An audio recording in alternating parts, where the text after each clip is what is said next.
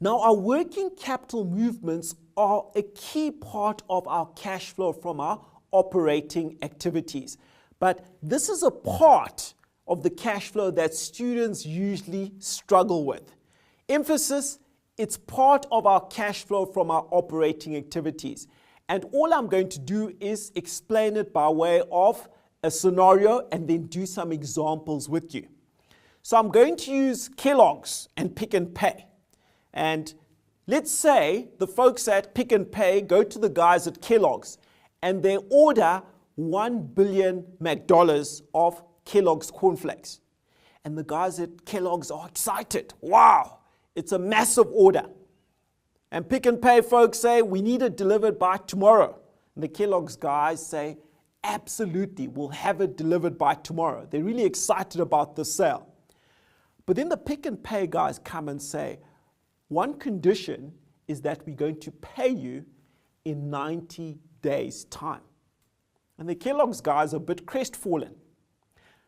The following day, 1 billion McDollars gets delivered to all the Pick n Pay stores.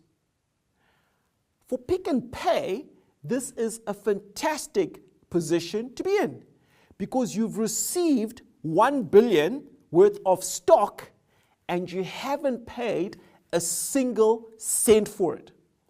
From Kellogg's perspective, this is a terrible position to be in because what it means is you've had to pay for all the maize, you've had to pay your staff, rental, electricity, packaging, all the costs to manufacture a box of cornflakes.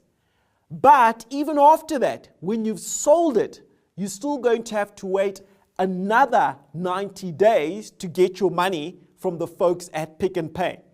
So as Kellogg's, it has a very, very bad effect, a detrimental effect on your cash flow because it means you have to spend, sell, and you only get your money later. As Pick n Pay, you're in a great position because effectively you're getting stock, you're not paying a cent for it. And frequently what will happen at Pick n Pay is they'll sell the stock in 30 days, get all the money, let's say 1.5 billion McDollars, but they will still only have to pay Kellogg's in 90 days' time. So they can sit on that money for, let's say, 60 days because they've sold their stock within that 1 month. This is an example of someone, Pick n Pay, doing a dirty deed on Kellogg's.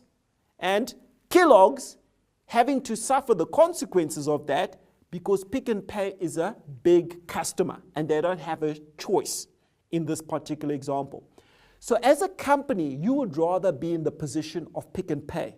You would rather be doing a Pick n Pay on other people than other people doing a Pick n Pay on you because it's going to compromise your cash flow quite significantly. Now the accountants, wonderful chaps that they are, have come up with a formula where you can work out whether you are doing a Pick n Pay on other people or other people are doing a Pick n Pay on you and how this affects your cash flow. And I'm going to take you through some examples as to how you do those calculations in terms of our working capital movements.